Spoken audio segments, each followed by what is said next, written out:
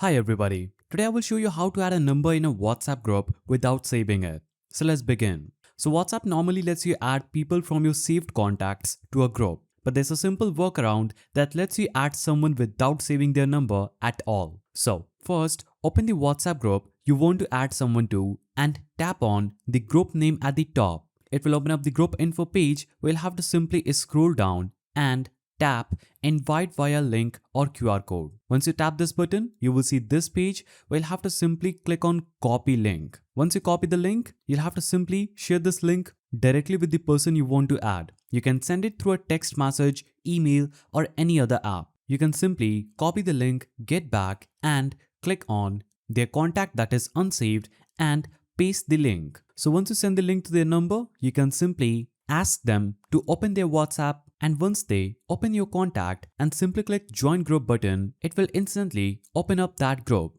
and they'll instantly join that specific group. So that's how you add a number in a WhatsApp group without saving it. If you found this helpful, subscribe to the channel and leave a like.